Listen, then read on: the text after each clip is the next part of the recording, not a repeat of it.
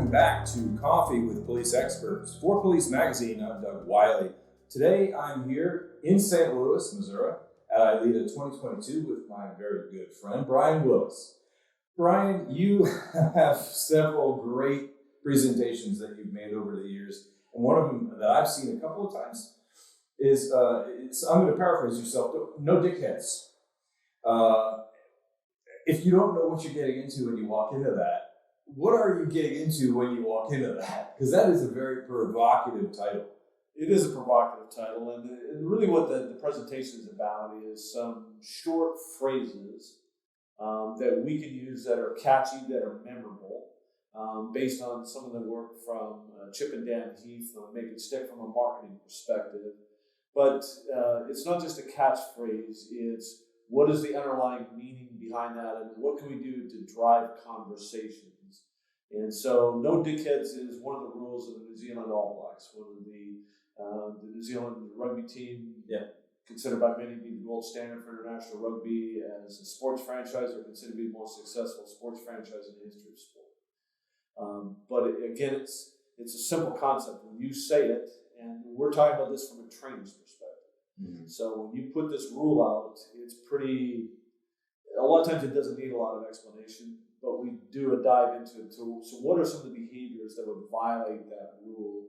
And then there's some other phrases that we talk about that are catchy, that would stick with people. People will remember them. Mm-hmm. But then the important thing is to understand the underlying messages and what is the deeper meaning behind it. Yeah, so let's do that. Let's dive in. What are some of those traits and things that someone might do that would be exemplary, or an example of being a dickhead? What are some of the things you do? Well, it's really what it is. I tie that together with some work from Stanford professor Bob Sutton. Mm-hmm. Robert Sutton wrote a great book called The No Assholes Rule. What we talk about is what are some of the behaviors? What are behaviors of great trainers? Trainers that are invested in their people. Trainers that see their role to instill discipline, not to be disciplinarians. Trainers that see their role is to teach and coach and mentor, not to weed people out. We see some things going on in academies where trainers are looking to crush recruits or punish recruits, and we see some things. I've seen some horrendous things where that's resulted in some pretty significant injuries to recruits and other things. Mm-hmm. And we're better than that as a profession. We need to step away from that. So one of the drills we did or the exercises we do in the class is, let's come up with a list of above the line behaviors that are acceptable, that would be, these are exemplary trainers, and then what are below the line behaviors? What are behaviors that are unacceptable? Let's identify those. Let's work them out. Let's talk them out. Let's put them on a document. Let's all sign it. And now we have a language to hold each other accountable. Yeah. Because I think we need to establish those baselines and those standards. So that's just one of the ones that we talk about in the class. So one of the things you really described was looking at the converse of being a dickhead. Yes. Essentially, you're looking for the ways in which trainers are doing their training correctly and in a way that's repeatable, and really something that you want to encourage, right? Absolutely. That we want to encourage, that we want people to see training as a place where they're going to go, where they're going to get challenged, they're going to get pushed, but they're going to have some fun, and they're going to learn, and they're going to grow. It should be a safe place for them to fail as long as we see that as an opportunity to learn. So it's about what we need to, as a profession of trainers, is we need to make sure that we identify the behaviors that are unacceptable, but also identify what are the behaviors the traits and characteristics and behaviors of great trainers, and then how do we model that, and then how do we hold each other accountable to that standard. But we need to create the standard first, and then hold each other accountable to that standard. And seek to have that standard excelled and exceeded. Absolutely. So you are known, if anyone's ever exchanged email with you, you are known to have some interesting things as your taglines at the end of your emails. One of the ones that I remember very well is "Embrace the Suck." It's not exactly something you or I have ever made up, but you are known for that in your classes. Embrace the Suck. So can you get into, again, you've done these catchphrases and these things that are memorable that you can kind of tie different things to, that have helped you as an instructor instruct other people to be better instructors. Absolutely. And embrace the suck is really one of those. Yeah, and so there's two. What I have expanded that a little bit now. So I talk about embrace the struggle, because struggle is part of life. Struggle is part of learning. If there's no struggle, there's no friction, there's no learning. And then we need to embrace the suck. It sucks that, people, because of the nature of the work that we do, that they're going to have to miss birthday parties and celebrations and anniversaries. It sucks that we get exposed to the amount of trauma that we do. It sucks when people get their training time cut. It sucks that training budgets are one of the first things that get cut. It sucks that there's a small group of very vocal people that get a lot of time in the 6 o'clock news that would like everybody to believe that the 800,000 or 900,000 law enforcement professionals in North America are thugs and bullies and murderers and racists, and nothing could be further from the truth. It sucks when you see the contract that professional athletes are signing, understanding that they train 98% of the time and perform 2% of the time, and we perform 99% of the time and train at best 1% of the time. But those are the realities. So we need to find a way to embrace the struggle, embrace the suck, and we need to look for the learning. Look for the learning and the challenges and the obstacles. And look for the good. Look for the good in the people. Look for the good in the people that we're training. Look for the good in the people in our organization, the people that we're interacting with. And we need to be willing to dare to be great. So we need to find a way. And embracing the suck doesn't mean that we're going to look at the world through rose-colored glasses. It's that we understand that we have a choice. We don't have a choice about the narrative that some people are putting out there. We don't have a choice about what other people do. We have a choice about how we respond. We have a choice about our attitude, about our actions. And so another one of the phrases is focus on what you control and control the controllable. Yeah. And when we come up with the list of everything that's under our control, it's all about us. So, you know what? We can sit around and complain, say this sucks and that sucks. Okay, that's life. So what are you going to do to find a way to embrace the suck and then look for the good in that, look for the learning in that, and then still come out better off as a result of that experience? And it comes to mind Dave Grossman saying, the enemy is denial. And embracing the suck sort of is that, you said rose-colored glasses. It's not viewing things with rose-colored glasses. It's viewing things as a realist and accepting things as they are and not as you want them to be.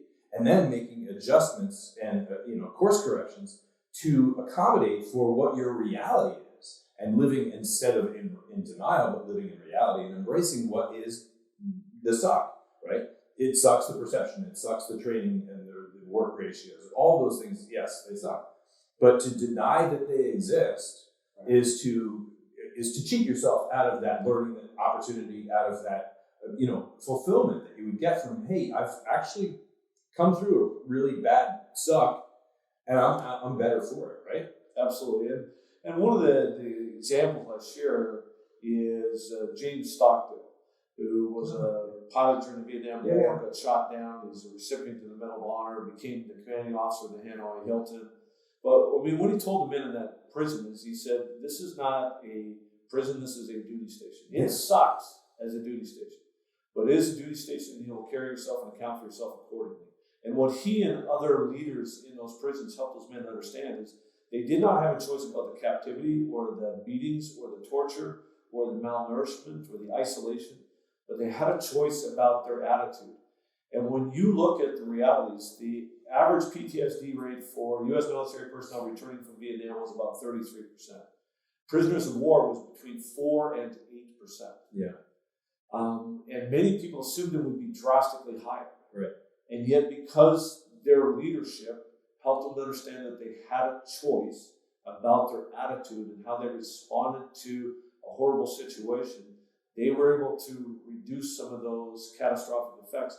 And I think that's an important lesson for us as a profession. And it goes to, and this can be applied to a variety of different things, and certainly when you say the word acceptance, a lot of people go immediately towards addiction, but when you come to acceptance of your circumstance, then you have the ability to live within it with a greater sort of peace or self-centeredness. Is that right? Yes. Or is being in your center?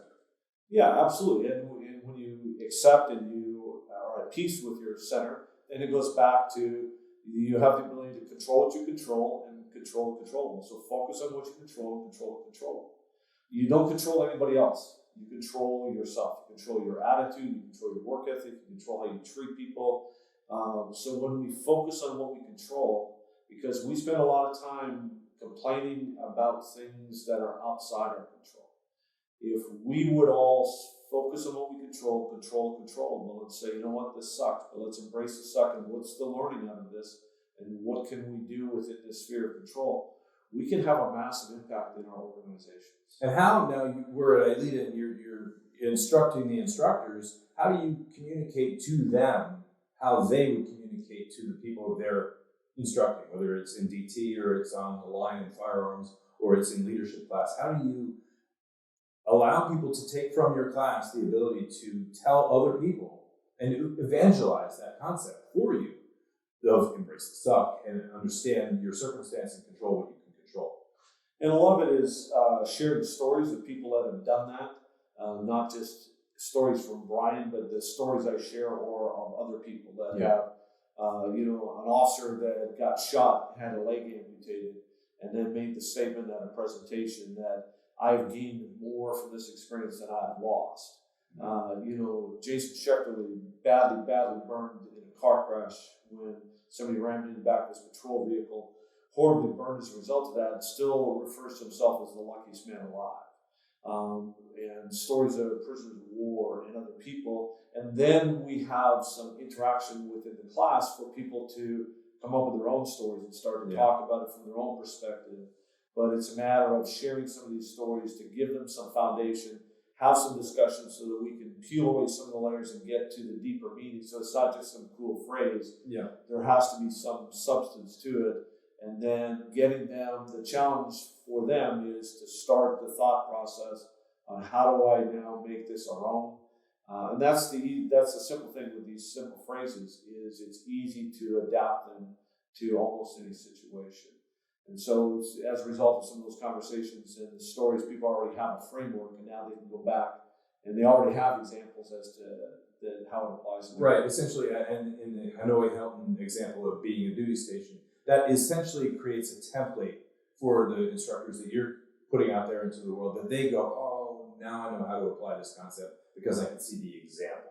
Absolutely. And like I said, when you share examples from a whole variety of, so people that have used some of these strategies to make it to the Olympic Games, but law enforcement officers who've been seriously injured and come through that.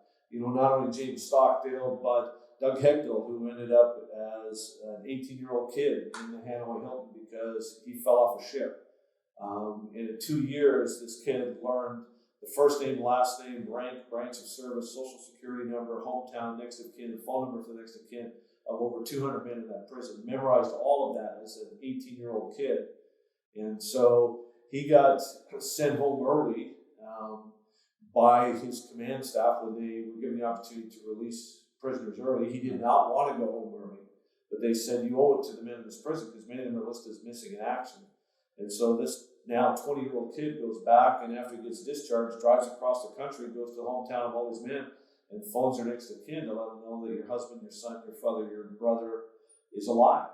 And so what he did for those men is he gave them hope, and what he did for their families is he gave them hope.